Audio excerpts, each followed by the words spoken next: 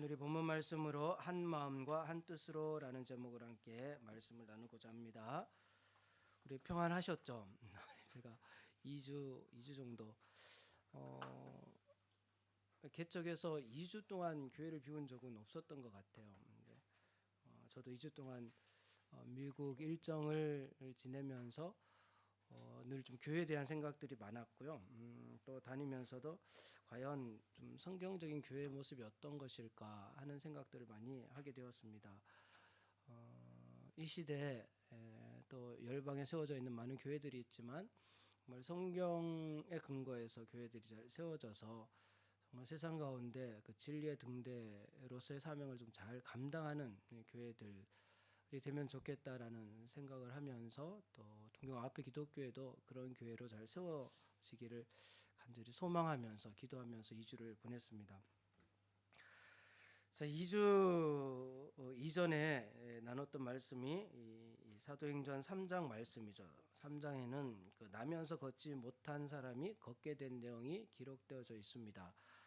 자, 이 사건은 40년 동안 그러니까 나면서부터 도저히 걸을 수 없는 가능성이 전혀 없는 사람이 이제 베드로에 의해서 걷게 된 사건이죠. 근데 이 사건이 우리에게 주는 메시지는 누구의 믿음에 있지 않다라고 말씀을 드렸습니다. 사람들은 자꾸만 이것이 누구의 믿음인지에 관심을 갖죠. 베드로의 믿음인가 아니면은 걷지 못하던 사람이 걷게 된 이 사람의 믿음인가에 관심이 있습니다. 근데 이 사건이 주는 메시지가 그 누구의 믿음인가에 있는 것이 아니라 베드로의 믿음이다라고 하면요, 자꾸만 사람들이 종교적 영웅주의에 빠지게 돼요. 어떤 사람이 특별한 능력이 있구나, 어떤 특정 인물이 그런 능력이 있구나라고 사람에게 주목하면서 종교적 영웅주의에 빠지게 됩니다. 오늘날 그런 경우들이 참 많죠. 그리고 곧 걷지 못하던 이가 걷게 된 이 사람의 믿음으로 이 역사가 일어났다라고 하게 되면 믿음 이퀄 어떤 초자연적인 현상 이렇게 되죠. 믿음이 있으면 그러니까 믿는 자에게 능치 못할 일이 없느니라. 믿음은 바라는 것들의 실상이라. 그러니까 믿으면 그런 역사들이 일어난다라고 생각하게 되죠. 그렇다면 우리 일상 속에서 그런 일을 경험하지 못할 때 나는 믿음이 없어서 그런가라고 절망하게 됩니다. 나도 간절히 소망하는 것이 있는데 잘 이루어지지 않는단 말이죠. 그 일이 이루어지지 않으면 내 믿음이 없어서 믿음 때문인가? 라고 생각하게 돼요. 그렇다면 사도 바울은 자기가 가지고 있는 병이 낫기를 간절히 3번 기도합니다. 바울 사도가요, 병 낫기를 간절히 기도했는데 낫지 않아요. 낫지 않습니다. 바울의 믿음이 없어서 낫지 않은 것일까요? 그렇지 않죠. 성경에서 말하는 믿음의 본질을 정확히 이해하지 못하면 기독교 이외에 많은 종교들이 다 그렇습니다. 간절히 원하면 신이 들어주신다라고 여겨요. 그래서 지성이면 감천이라고 했어요. 막 엄청나게 치성을 드리면 뭐 신이 들어주시겠지. 그 믿음을 자아성취의 도구처럼 여깁니다. 믿음을 자아성취의 도구처럼 여겨요. 성경에서 말하는 믿음은 그런 것이 아니죠. 성경에서 말하는 믿음은 자아성취의 도구가 아니라 뜻이 하늘에서 이루어지는 것 같이 땅에서도 이루어지는 도구입니다. 하나님께서 하나님의 뜻을 이루시기 위해서 사람들에게 믿음을 주시고 그 믿음을 통해서 어떤 일들을 일으키시며 하나님의 뜻을 이루어 가시는 거예요. 그러니까 하나님께서 그 뜻을 이루시고자 먼저 베드로에게 성령의 충만함을 주시죠. 그리고 베드로의 마음 가운데 성령의 감동하심이 있어서 지나가던 그 걷지 못한 사람들을 보게 하시고요. 그리고 그에게 일어나 걸으라고 말하도록 하십니다. 그리고 걷지 못하던 이는 예수로 말미암아 난 믿음으로 인해서 걷게 되는 거죠. 온전히 나음을 입습니다. 그리고 하나님을 향하여서 하나님을 찬송하게 되죠. 하나님의 뜻이 온전히 이루어지는 거예요. 하나님의 뜻을 온전히 이루시기 위해서 베드로에게 또 걷지 못한 자에게 그런 성령의 감동하심도 주시고 믿음도 주시고 그래서 하나님의 뜻이 온전히 성취되는 거죠. 이 역사는 성령으로 시작해서 성령으로 끝나는 사건입니다. 그래서 오직 성령이 너에게 임하시며 권능을 받아서 어떻게 됩니까?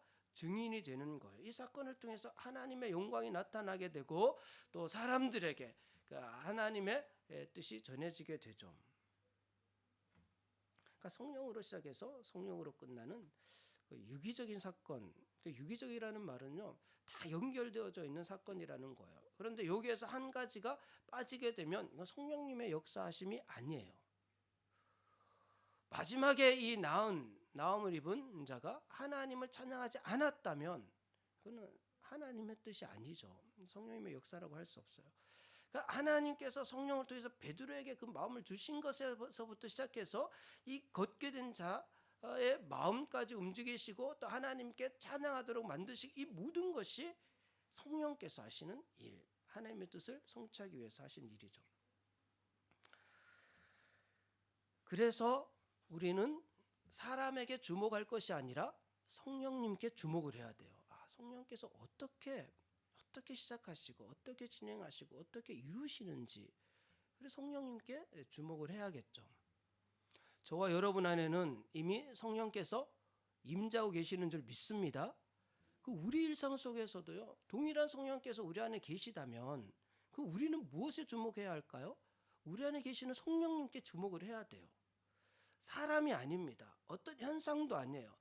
내 안에 성령께서 어떤 감동하심을 주시고 어떤 일들을 이루시기를 원하시나, 나를 통해서 하나님께서 성취하시기를 원하시는 그 뜻이 무엇일까? 우리는 그 성령님께 주목을 해야 합니다.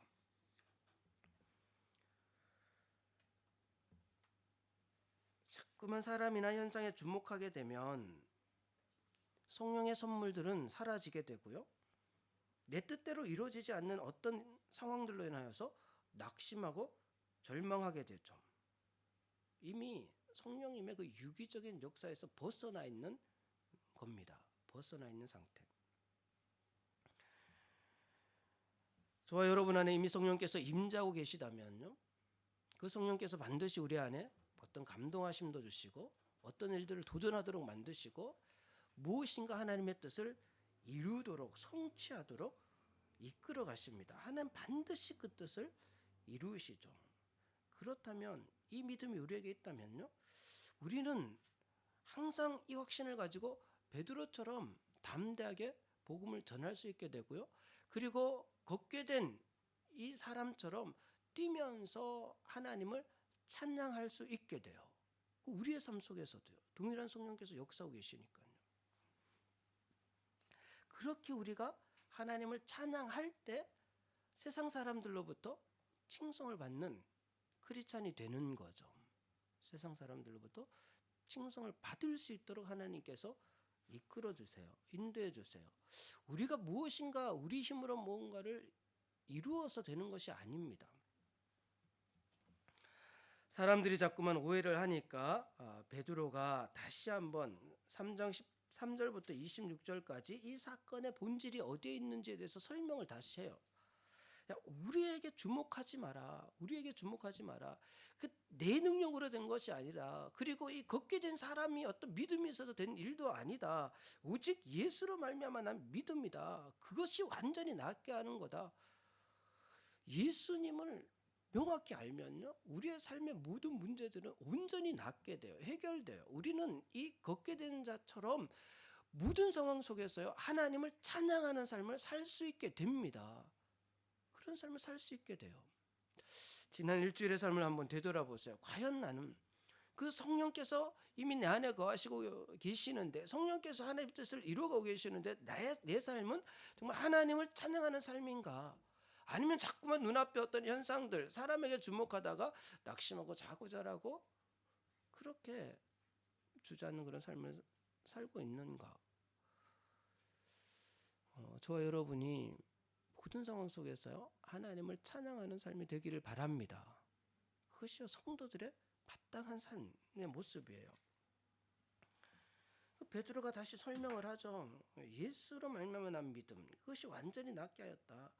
3장 21절에요. 하나님이 영원전부터, 그러니까 모세에게 그 이후에 보면요, 하나님이 영원 전부터 모세에게 말했고 선지자들에게 말했고 사무엘 때부터 또 선지자들에게 모든 언약의 자손들 아브라함에게 이 말은 뭐 창조 때부터 하나님께서 그 뜻을 이루어 가신다는 거예요.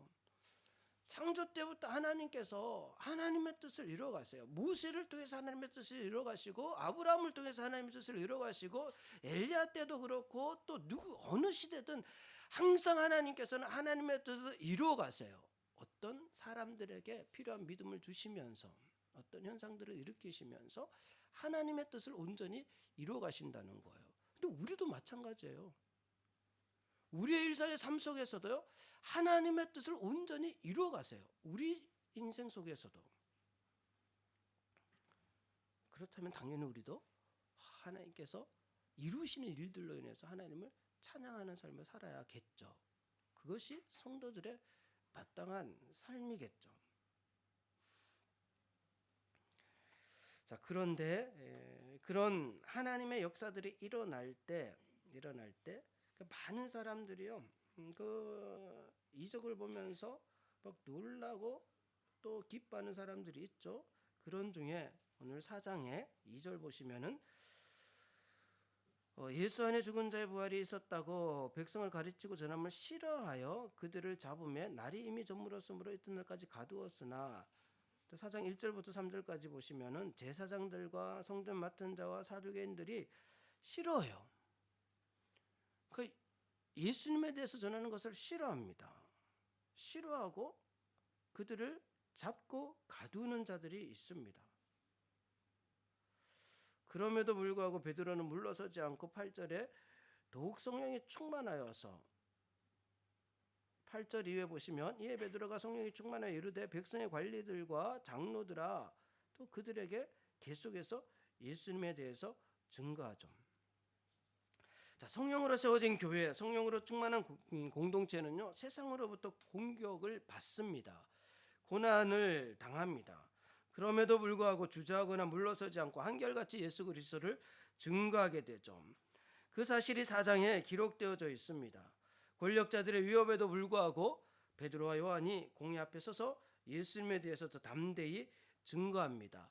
이 내용은 교회가 필연적으로 겪게 되는 갈등을 드러내고 있어요. 이 세상 속에서 교회가 진리의 등대로서 교회가 세워졌을 때 필연적으로 겪게 되는 과정들, 그러니까 세상으로부터의 공격들이 있습니다. 고난들이 있어요. 그러나 성령으로 충만한 교회는요, 그것을 잘 극복하면서 또 담대하게 복음을 전하게 되죠.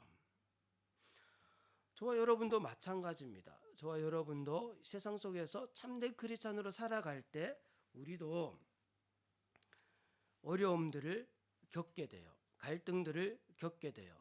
그때 우리는 잘 선택해야 합니다.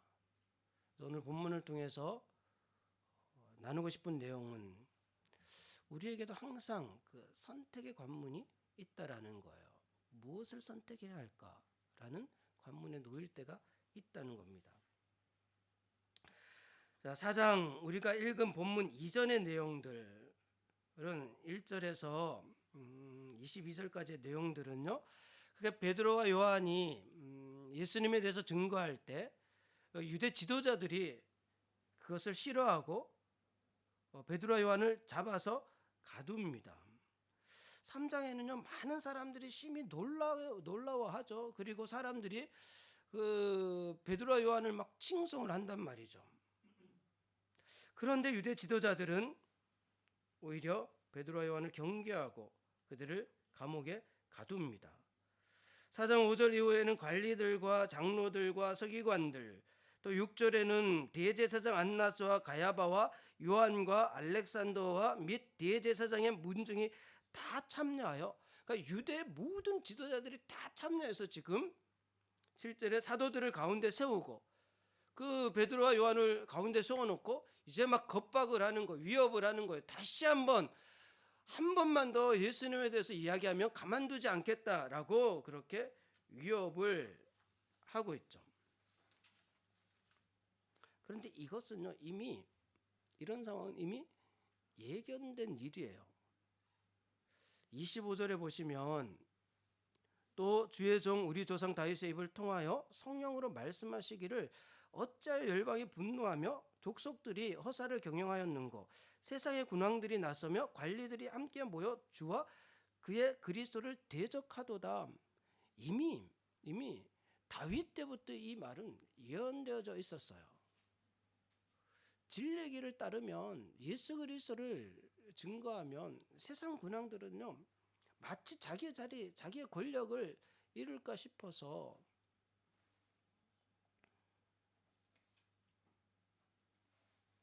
예수님을 따르는 사람들을 위협하게 되죠.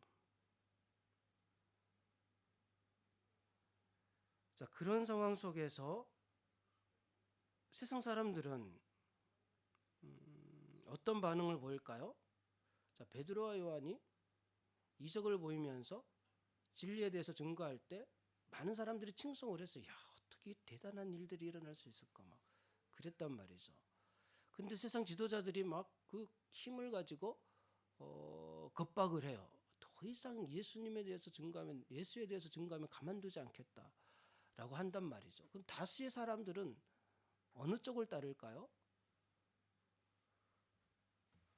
막 베드로와 요한을 막 칭송했던 사람들, 야, 대단하다라고 했던 사람들, 야, 어떻게 저는 엄청난 일이 일어날 수 있을까라고 했던 사람들, 그런 사람들이 누구를 따르냐 하면 결국 세상 권력을 가진 사람들을 따릅니다. 27절에 과연 헤롯과 본디오 빌라도는 이방인과 이스라엘 백성과 합사하여 하나님께서 기름 부으신 거룩한 종 예수를 거슬러 이방인과 이스라엘 백성과 합사하여 그러니까 헤롯과 본디오 빌라도 이방인 이스라엘 백성들 유대인들까지 다 합세해서 이제 예수님을 대적하죠.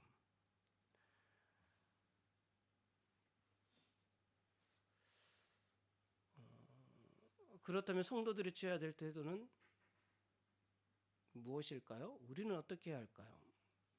예수님을 따를 때 그렇게 더 이상 예수님에 대해서 증거하지 말라고 겁박하고 위협하는 사람들이 있고 그런 세상 권력자들이 있고 또 세상 대부분의 사람들은 또 그들을 추종한단 말이죠. 따른단 말이죠.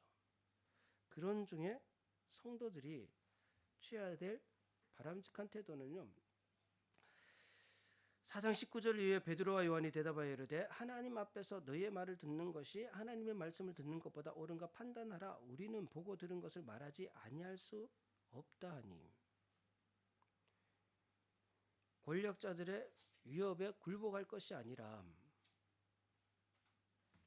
세상 가치관에 타협할 것이 아니라 우리는 진리의 말씀을 따를 수 있어야 합니다. 판단하라. 선택하라는 거예요.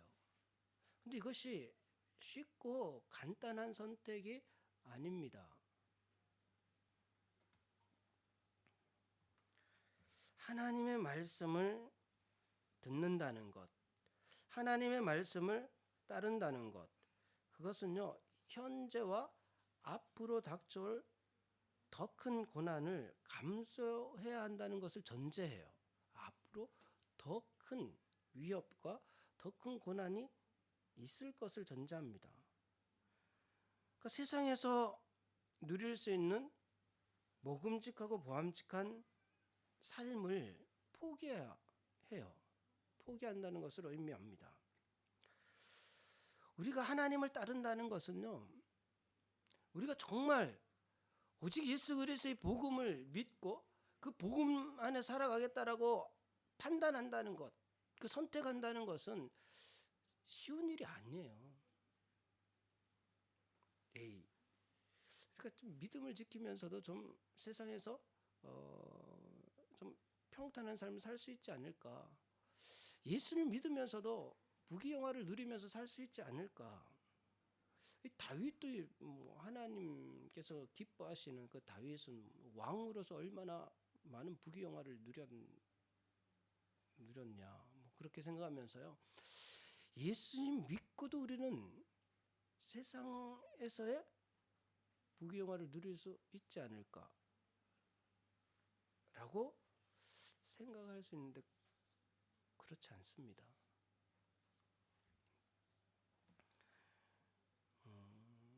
신약 시대 교회 역사를 보면 참된 크리스찬들이요 세상에서 부귀영화를 누린 적이 없어요. 다윗은 하나님께서 그 뜻을 이루시기 위해서 하나님의 공의대로 나라를 다스릴 때 나라가 어떻게 되는지 보여주기 위한 좋은 본이죠. 그 이후로는 이스라엘 역사 속에 그런 적이 없어요. 신약 시대는요. 예수님도 그렇고 예수님의 제자들도 그렇고 또 참된 교회들이 세상에서 어떤 기득권을 누린 적이 없습니다. 오히려 세상에서의 높은 지위에 올라가면 대부분은 타락하게 되죠. 중세 카톨릭도 그랬고요. 오늘날 유럽과 미국과 한국 교회의 많은 부분들은 그렇지 않을까라는 우려가 되죠. 모금직하고 보암직스러운 삶. 2주 동안 미국에 있으면서 여러 교회를 다녔어요. 참 한국 교회가 그렇게 많은지 몰랐어요. 일본의 그 교회 숫자가 7,000개인데요. 미국의 한인 교회만 4,500개가 있대요. 4,500개.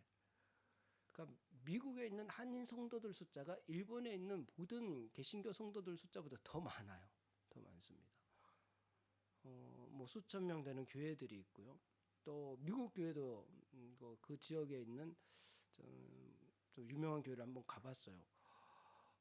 얼마나 교회가 크던지 그리고 그 시설들이 얼마나 잘 되어 있던지 그 주변 시설들도요 너무너무 잘 되어 있어요. 너무너무.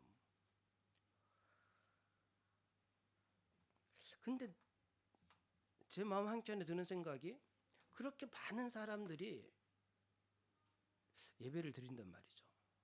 수천 명이 예배를 드린단 말이죠. 과연 이 예배의 본질이 어디에 있을까? 하나님이 기뻐하시는 예배일까? 사람들이 기뻐하는 예배일까? 그러니까 제 마음 한켠에 드는 질문이 그거였어요. 하나님이 기뻐하시는 예배일까? 사람이 기뻐하는 예배일까? 그러니까 갈라디아서 1장 6절 이후에 그리스도의 은혜로 너희를 부르신 이를 이같이 속기 떠나 다른 복음을 따르는 것을 내가 이상하게 여기노라. 다른 복음은 없나니 다만 어떤 사람들이 너희를 교란하여 그리스도의 복음을 변하게 하려 함이라. 10절에 이제 내가 사람들에게 좋게 하랴 하나님께 좋게 하랴 사람들에게 기쁨을 구하랴 내가 지금까지 사람들의 기쁨을 구하였다면 그리스도의 종이 아니니라. 과연 오늘날 교회가 하나님을 기쁘게 하는 그런 예배를 드릴까? 사람들이 기뻐하는 예배를 드릴까?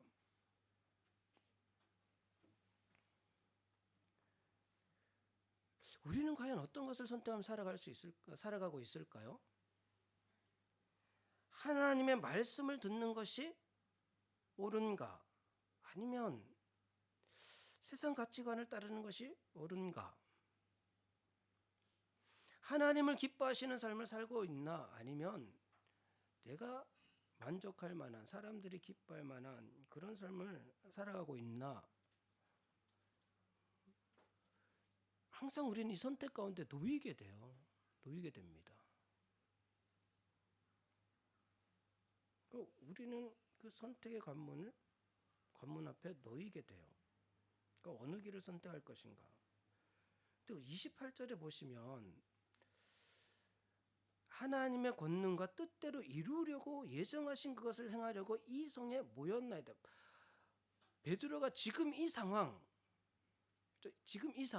지금 닥친 이 상황, 그죠? 모든 유대 지도자들이 막 몰려 있고, 그리고 그들이 막 겁박을 하고 너희들이 더 이상 예수 그리스도를 증거하지 마라. 한 번만 더 증거하면 가만두지 않겠다. 막 이렇게 위협을 하고 있는 이 상황. 근데 이 상황이요. 하나님의 권능과 뜻대로 이루려고 예정하신 그것을 행하려고 이 성에 모여 하나님께서 허용하신 상황이에요. 하나님께서 지금 여기에서 선택하도록 지금 이런 상황에 두신 거예요. 과연 이런 상황 속에서 어느 쪽을 선택할지를 보기를 원하세요, 하나님께서. 베드로와 요한은 하나님의 뜻을 따르는 것을 선택했죠. 근데 많은 사람들은요, 그 권력자들의 위협 때문에 두려워서 진리보다는 세상 사람들의 말을 따르게 되죠.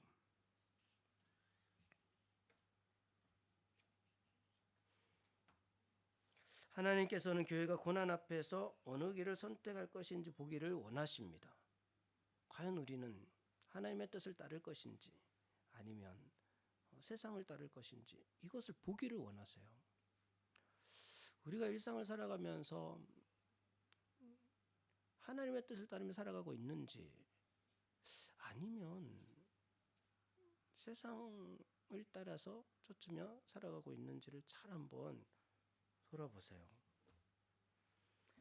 하나님께서는 그것을 어느 것을 선택하는지를 보기를 원하셔서 이 상황을 허용하신 거예요. 어느 것을 선택할지를 보기 위해서. 진리를 선택하면 또 다른 고난이 그리고 갈등이 닥칩니다. 우리가 오직 예수 그리스도의 복음을 쫓으며 살아가고자 하면 또 다른 갈등과 고난이 있을 거예요. 이것을 바울의 연단이라고 하죠. 연단. 로마서 5장 1절 그러므로 우리가 믿음으로 의롭다 하심을 얻었은즉 우리 주 예수 그리스도로 말미암아 하나님으로 더불어 화평을 누리자. 보세요.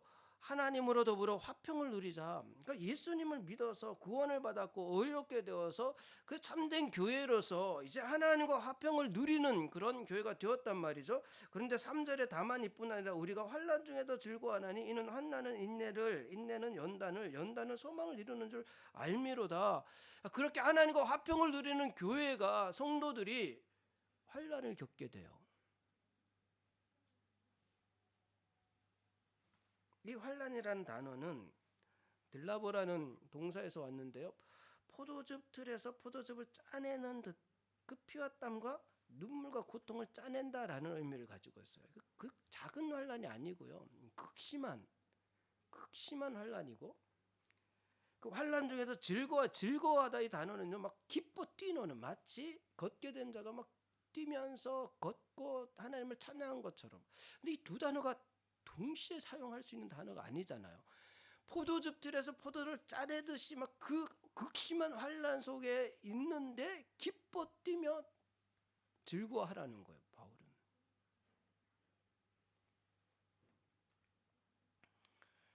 왜 그러냐면 환난 중에도 즐거워하나니 이는 환난은 인내를 이 인내는요 사람의 힘으로 얻을 수 있는 것이 아닙니다. 인내라는 단어는요 최후까지 남다, 참는다, 계속하다라는 의미를 가지는데 마지막까지 견뎌내는 이 인내인데 이건 성령께서 주시는 인내예요. 사람의 의지로는 감당할 수 없는 거예요. 그러니까 성령께서 우리 안에서 끝까지 견디도록 하시는 거예요. 그래서 이 환난 중에 그 인내하도록 성령께서 인도해 주시면서 그 인내는 이 연단이라는 단어는 뭐 증명하다, 시련을 두다, 시험하다, 분별하다라는 의미인데 뭐 성품이라는 그 의미를 가집니다. 성품. 대부분의 영어 성경은 캐릭터라는 단어로 번역을 했거든요. 이 과정을 통해서 성품, 어떤 성품이냐? 예수 그리스도 닮은 성품을 갖게 돼요. 그 과정들을 통해서 예수님을 닮은 성품을 갖게 되면서 이제는 소망을 이뤄요. 세상 가운데 하나님 나라가 어떤 것인지를 예수님의 성품을 통해서 드러내는 그 소망을 이룬단 말이죠.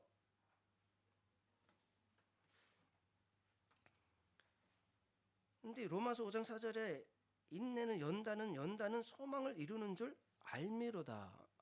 근데 이 알다라는 단어가 보통 이제 키노스코라는 지식적인 알이라는 단어를 주로 많이 쓰는데 여기에서는 에이토테스라는 단어를 씁니다. 이것은 영적 체험을 통해서 얻어지는 지식이라는 의미를 가져요. 그리고 분사형을 써서 바울의 고백입니다. 바울의 고백. 그 바울이 그렇게 고백하는 거예요. 내가 하나님 예수 그리스도를 믿어서 하나님의 백성이 되어서 하나님과 화평을 누리면서 살아가는데 끊임없는 환란이 있더라. 그 환란은 작은 환란이 아니라 마치 포도즙 틀에서 포도주를 짜내는 듯한 그런 환란들이 계속되더라. 그런데 그 속에서 나는 정말 기뻐했다. 즐거워했다. 막 뛸 듯이 기뻐했다. 왜냐하니 그것을 견딜 만한 힘을 성령께서 주시더라. 나를 인내할 수 있도록 성령께서 인도해 주시더라. 그리고 그 과정을 통해서 내 성품이 점점 예수 그리스도를 닮아가더라. 그런데 그 과정들이 분사형이니까요, 지속해서 계속 일어난 거예요. 이것을 내가 알게 되었다, 깨닫게 되었다라고 바울이 고백하고 있는 거거든요.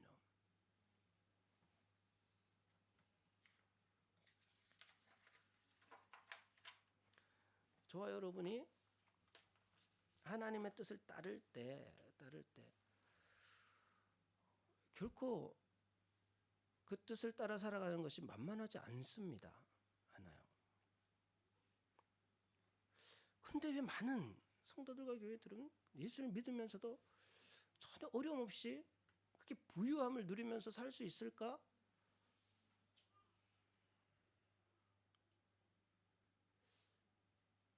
다시 한번 생각해 봐야 돼요. 과연 우리는 하나님께서 기뻐하시는 삶을 살고 있는가, 아니면은 사람이 기뻐하는 삶을 살고 있는가?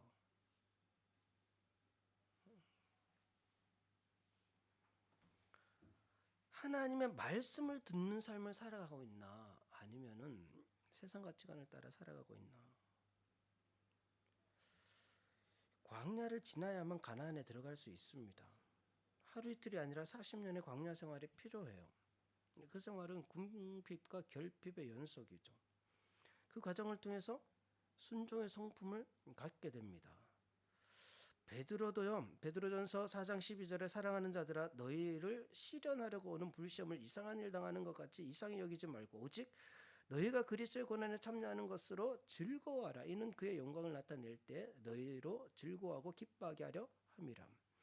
너희가 그리스도의 이름으로 욕을 받으면 복 있는 자로다. 영광의 영 곧 하나님의 영이 너희 위에 계십니다. 예수의 이름으로 살면 비난을 받습니다. 어려움도 있습니다. 근데 그것을 기뻐할 수 있어야겠죠. 베드로도 그렇게 이야기했고요. 예수님의 육신의 동생으로 또 예루살렘 교회 장로였던 야고보도 그렇게 이야기합니다. 야고보서 1장 2절 내 형제들아 너희가 여러 가지 시험을 당하거든 온전히 기쁘게 여기라. 이는 너희 믿음의 시련이 인내를 만들어 내는 줄 너희가 알미라. 그래서 사도 바울도 그렇고 베드로도 그렇고 야고보도 그렇고 모든 믿음의 선진들은 예수 그리스도를 따르는 삶은 그 속에 환난이 있고 고난이 있다. 그런데 그것을 오히려 기뻐해라, 즐거워해라. 그것을 통해서 우리는 예수님을 닮아가게 되고 그것을 통해서 예수님의 그 성품을 배워가게 되고 그것을 통해서 오히려 하나님의 영광이 나타나게 된다라고 고백하고 있죠.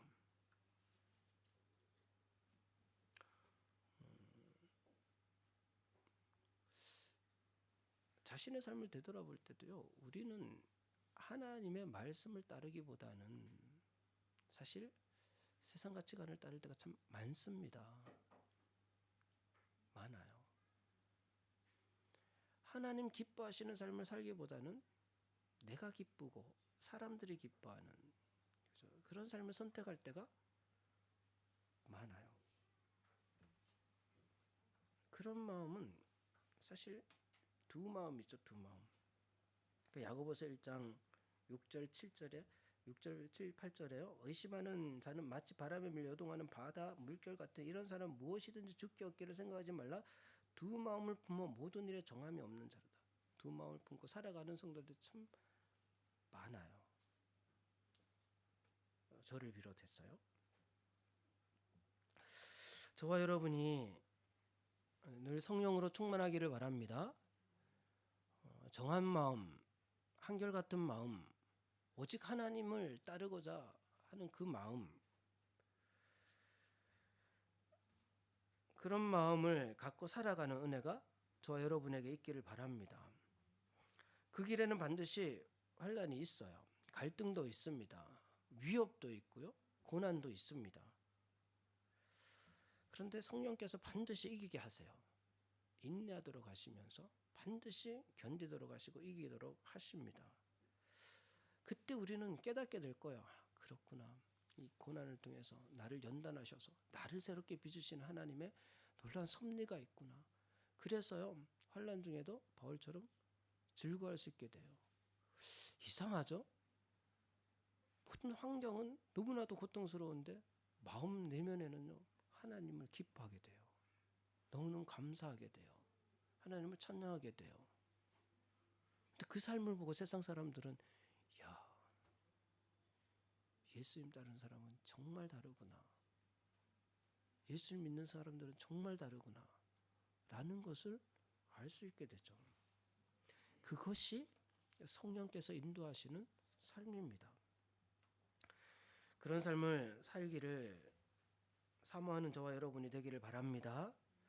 그러기 위해서는 우리가 한결같이 성령을 의지해야 돼요. 성령님을 의지해야 됩니다.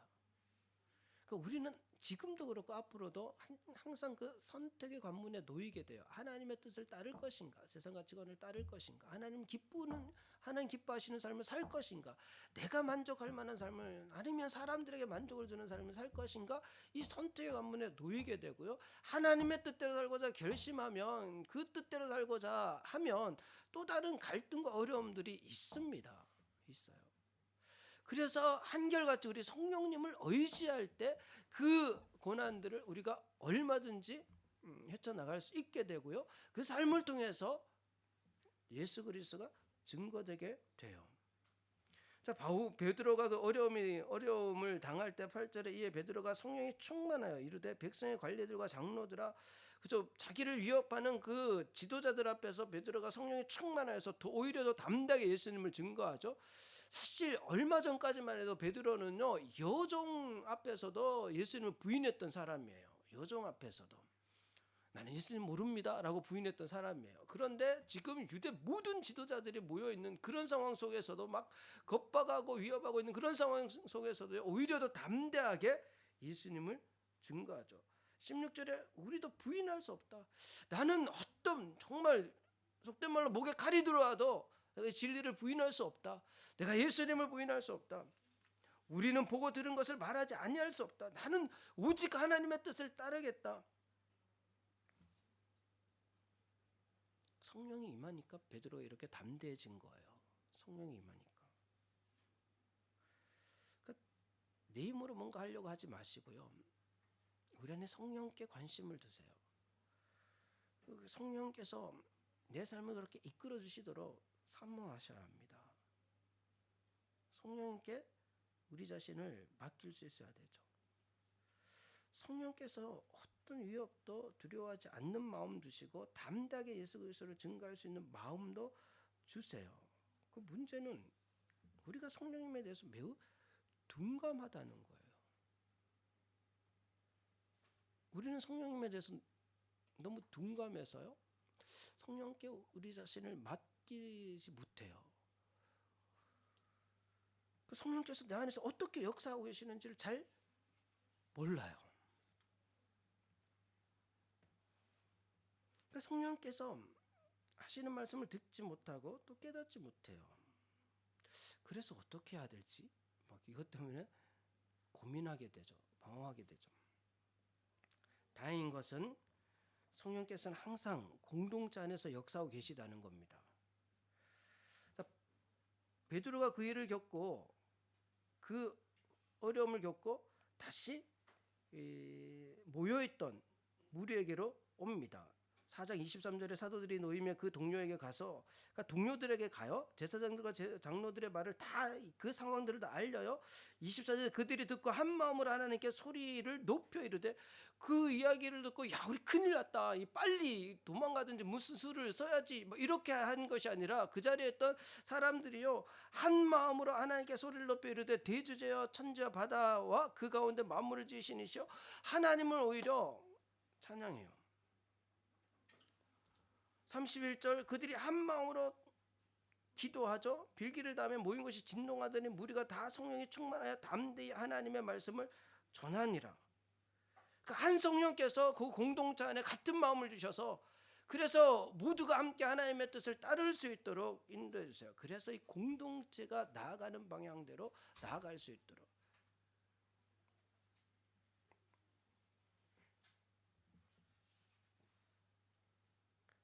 다 성령이 충만하여.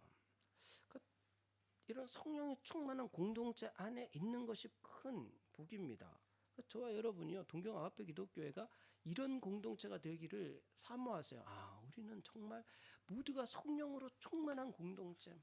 나는 잘 모르지만 그래도 우리 공동체가 늘 기도하면서 정말 하나님 앞에 간절히 하나님 뜻을 따르고자 막 그 힘쓰고 있는 그런 공동체 안에 있다면, 우리 안에 그런 마음 한 뜻이 되도록 하신다면 거기를 그 뜻을 따라가면 되겠죠. 32절에 믿는 무리가 한 마음과 한 뜻이 되어 모든 물건을 서로 통용하고 자기 재물을 조금도 자기 것이라 하는 이가 하나도 없더라. 이걸 또 막 공식처럼 하면 안 돼요. 뭐 내 재산을 다 교회에 바쳐야, 그러지 않습니다. 그런 의미가 아니에요. 그런 의미가. 본질이 뭡니까? 32절의 본질이 뭐예요? 믿는 무리가 한 마음과 한 뜻이 되어 모든 물건을 서로 통용하고 자기 재물을 조금이라도 자기 것이라 하는 이가 하나도 없더라. 조금이라도 자기 것이라 하는 이가 하나도 없다. 이것은요, 자기 중심적인 본성을 부인하는 거예요. 더 이상 내 중심적인 본성대로 살지 않겠다고 결단한 거예요. 대부분의 사람들은 어떻게 살아간다고요? 사람들은요, 자기 중심적인 본성에 따라서 살아갑니다. 목사가 되었던, 선교사가 되었던, 아니면 직분자가 되었던 대부분의 사람들은 자기 중심적인 본성에 따라서 살아가는 경향들이 있습니다. 저 안에도 있고요. 그런데 성령으로 충만하니까 모두가 한 마음 한 뜻이 되니까 조금이라도 자기 것이라 하는 이가 없는, 더 이상 자기 중심적인 본성에 따라 살아가는 것이 아니라 이제는 하나님 뜻대로 우리가 살자 막 결심하게 된 거죠.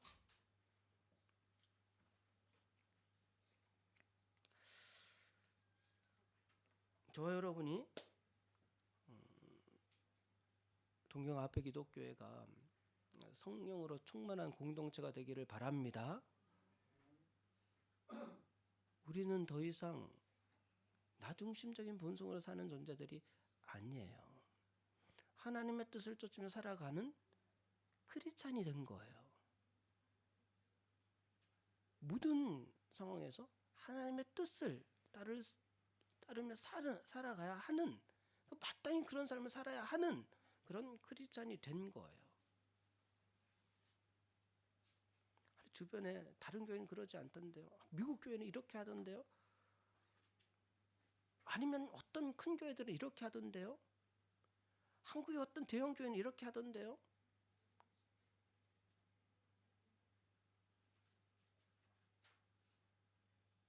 그런데 가만히 한번 보세요.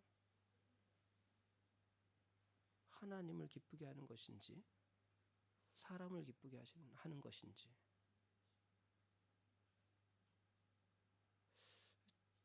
제가 2주 동안 있으면서 결심한 게 있습니다. 결심한 게.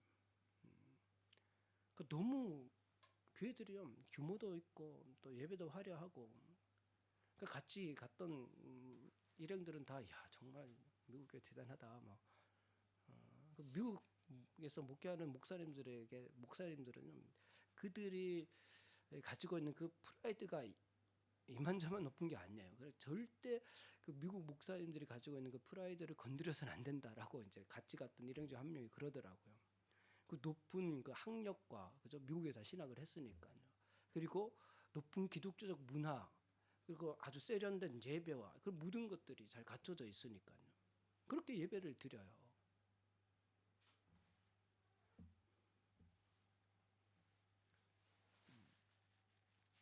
그런데 과연 하나님께서 기뻐하실까? 아니면 사람들이 기뻐하는 예배인가? 사람들은 기뻐하더라고요. 사람들은 기뻐해요. 근데 과연 하나님이 기뻐하실까? 우리 예배는 어떻습니까? 우리가 드린 예배는 어때요? 우리의 삶은 어떻습니까? 이 예배는 어때요? 하나님이 기뻐하시는 예배인가? 우리 모든 삶의 영역에서 과연 하나님이 기뻐하시는 삶을 살고자 하는가? 참 이 하나님께서 우리를 그런 상황에 두세요. 선택의 관문 앞에 두십니다. 때로는 갈등과 고난의 여러 상황들, 어려운 상황들. 그래서 거기에서 무엇을 선택하는지를 보기를 원하세요. 무엇을 선택하는지를 보기를 원하십니다. 우리가 정말 온전히 하나님 뜻만 따르기를 원하는지, 아니면 적당히 세상과 타협하면서 그냥 사람들이 만족하는 그런 삶을 사는 그 길을 택하는지. 그러니까 우리 하나님의 뜻을 따르고자 하면 또 어떤 어려움이 있습니다. 또 고난이 있어요. 그 고난 피하려고 하면 안 되겠죠. 또 있어요. 그런데 반드시 하나님께서 그것도 인내하도록 하시고요. 우리를 연단하시면서 점점 예수님을 닮아가도록 이끌어주세요. 그게 얼마나 놀라운 은혜이고 복인지 모릅니다. 그것을 통해서 결국은 예수 그리스도가 증거되는 거예요. 동경 아가페 기독교회는 한 마음과 한 뜻으로 하나님의 뜻을 쫓는 그런 교회가 되기를 바랍니다. 우리 모두가 조금이라도 자기 것이라 하는 이가 없고, 조금이라도 내 중심적인 본성대로 살고자 하는 사람이 없고, 하나님의 뜻, 나는 오직 하나님의 뜻만 따르겠습니다 라고 결단하는 그런 믿음의 공동체, 성령 충만한 공동체죠.